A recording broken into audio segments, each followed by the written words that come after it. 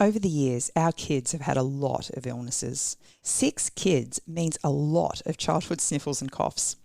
And when our kids weren't feeling well, it affected our entire home. Luckily, some clever guys in Brisbane have come up with the perfect solution: Rehydrate. Rehydrate are delicious drinks that rehydrate up to 3 times faster than water alone, packed with essential electrolytes. Rehydrate is one of the few rehydration products that is safe for all ages. Stock up at Coles and be prepared whenever illness strikes.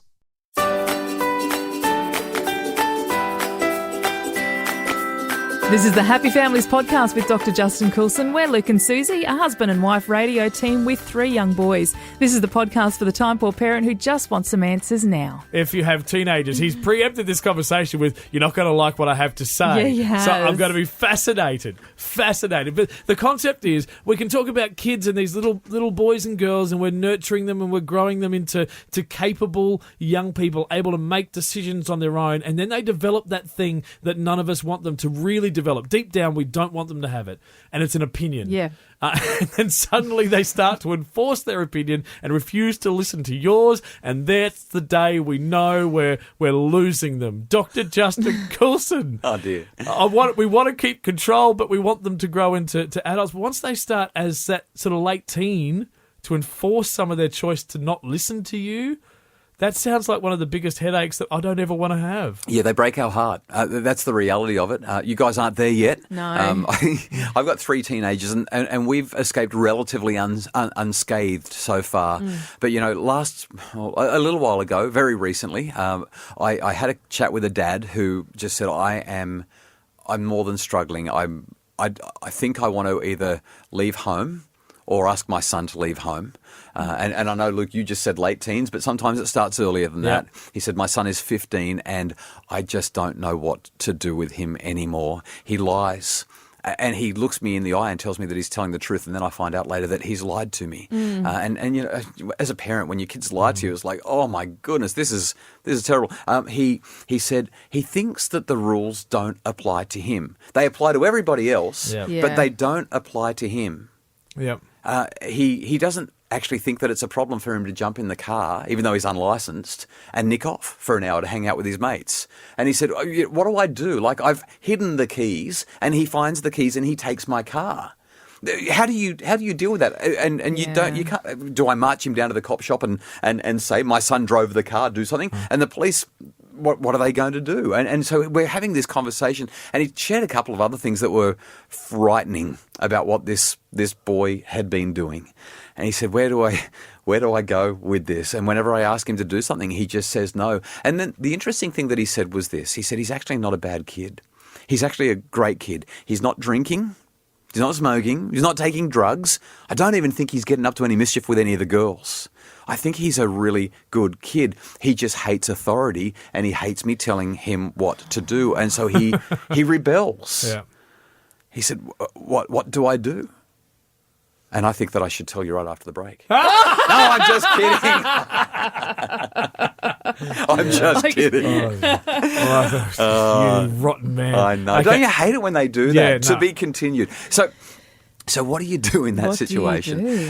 The reality is, once our teenagers get to about 15, 16, and certainly by the time they're 17, look, there are some parenting experts who will say it's my way or the highway. Yeah. My house, my rules. Yeah. And when I hear those experts say those things, I ask myself, I wonder how long it's been since they had a teenager. Because when we try that with our teenagers, you know what they say? Okay, bye. Yeah, sure. See ya. Grab me a suitcase, I'm out. I'm not playing this game anymore.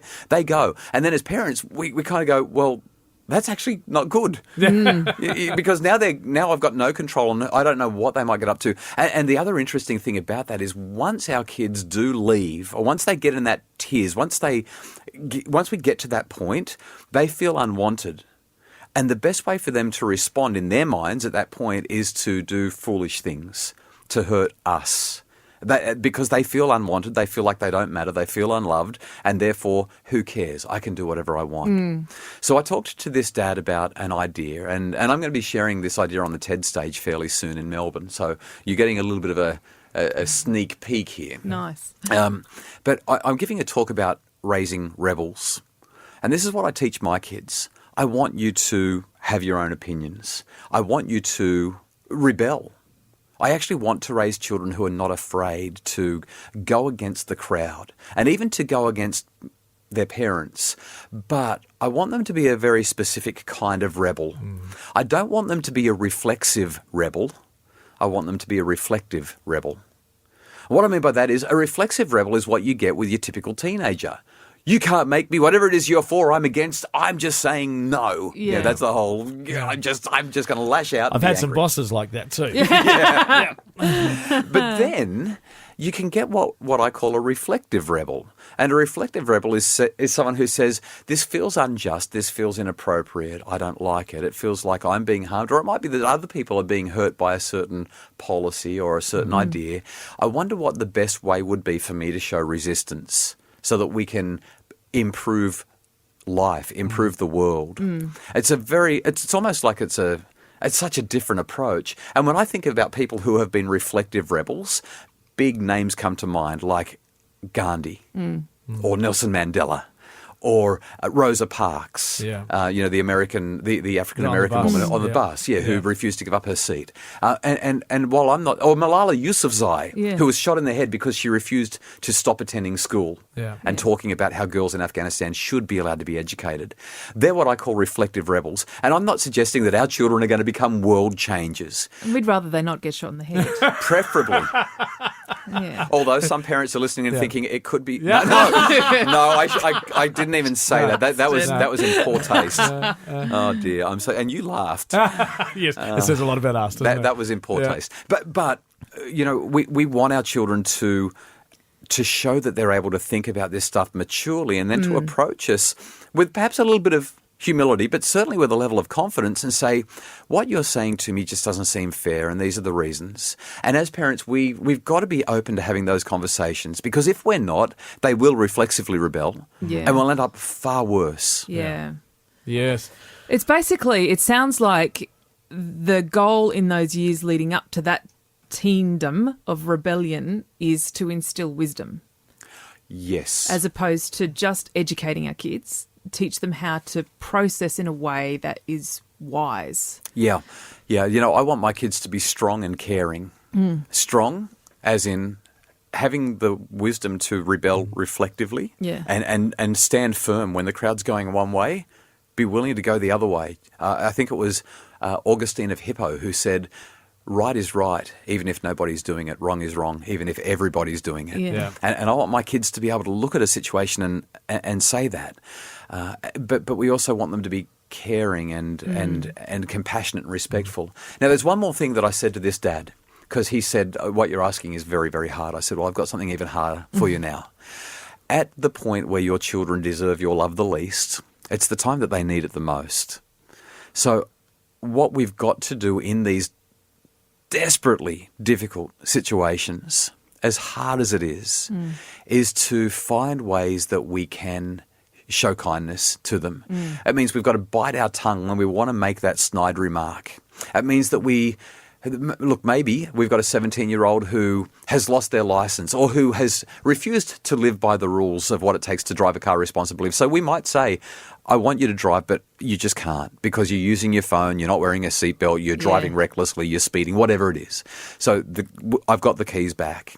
And so maybe we say to them, I'll drive you to work. Yeah. And I'm not going to complain about it. I'm not going to make you feel bad about it. I'm not going to do it gladly, but I'm going to accept that this is where we are right now. Yeah. And I said to him, you need to accept your son and you need to find ways where you can give him a hug or tell him that you love him or engage in some way in rebuilding the relationship. Because if you don't rebuild the relationship, you'll never have influence. Yeah. Hard to do, especially when the conflict is that deep. I mean, when the conflict's that deep, it affects the whole family. It affects your marriage. It affects your relationship with your kids. It affects your work. It spills over into everything.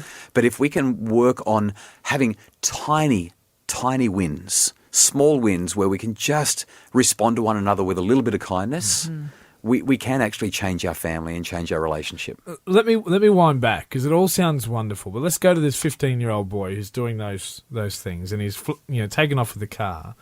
You sit down with him, and how do you go from that dad's moment to because most of the work that you were talking about really is really wonderful if it's done before that point to avoid that point. Well, I'm talking about doing it after it. Once he's in the midst of the heat of that battle, how do you go that first step? Like once you're into the swing of things, great. How does that dad go from bullet a gate conflict to sitting down having a point of understanding with that 15-year-old? We're all going to deal with this differently. Some of us might just go quiet because we give up and we say, I'm broken, I've got nothing, and we hang our head in our hands and we just cry.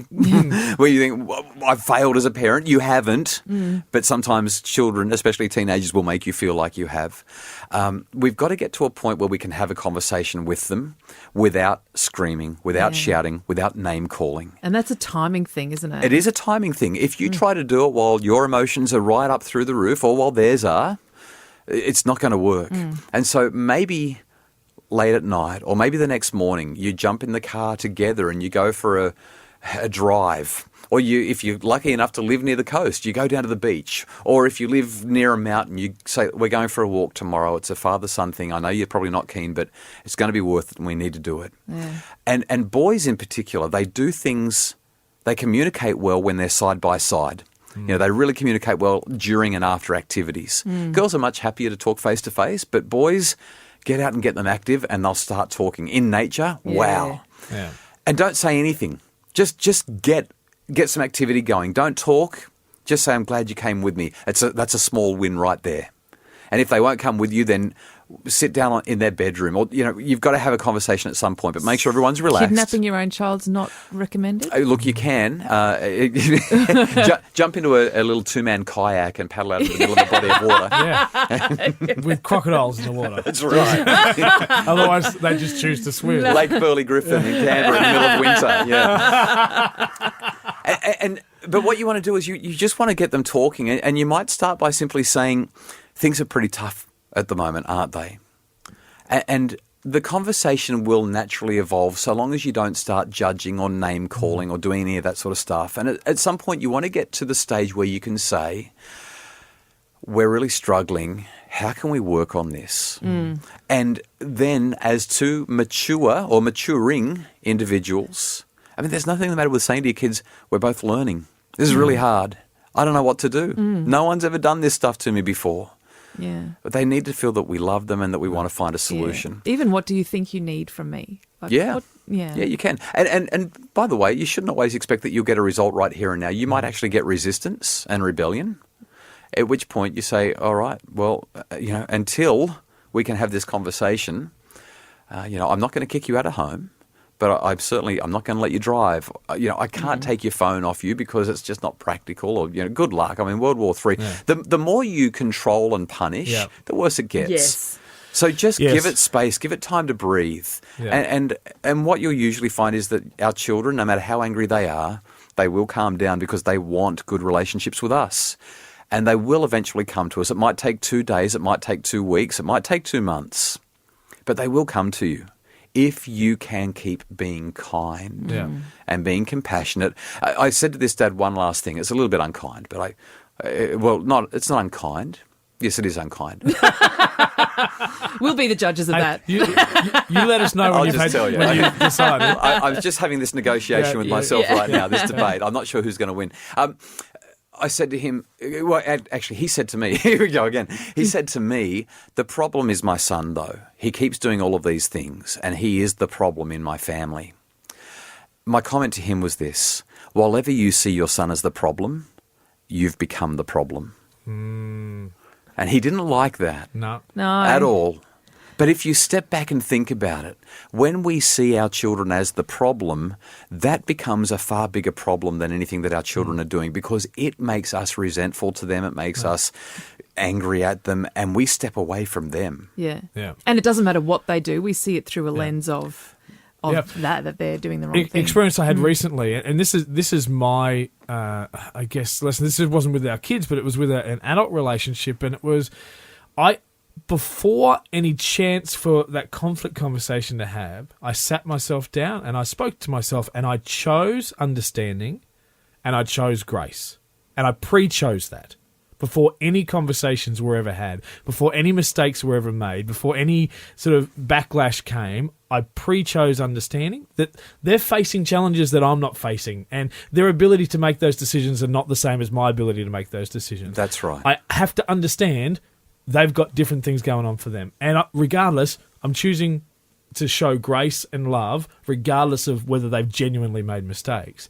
And what it meant was when we had conversations, I wasn't reacting and I wasn't yelling and I wasn't burring up, because I pre-chose understanding and I pre-chose grace. And I thought to myself, what happens if every time I approach my kids and my wife, I pre-choose understanding and pre-choose grace before any of these conversations? How many conflicts would we avoid? How's that going, Susie? Yeah, he's amazing, actually. He's Not fun. always. That was a nice response. I'm so glad you said that. I was holding my breath. Not always the case, but... Well, but we're all learning together, aren't we, Yeah. I think? oh, look at that. She just used your little... I've heard that before. We're all learning. Thanks for the counselling session, Dr. Justin Coulson. What another one of those big topics, those teens that are just refusing to listen to you. Wonderful insight and very challenging process to be able to approach some of that. And applicable not just with our teens. Because in most of our adult relationships, we don't have the control with other people. These are wonderful skills to be able to learn in those circumstances as well. Dr. Justin Coulson, thank you. Thank you. For more tips and ideas when it comes to parenting our children well, you can find loads of books, podcasts and programs available at Justin's website. It is happyfamilies.com.au. And if you're interested in having Justin speak at your school or your organisation, go to justincoulson.com.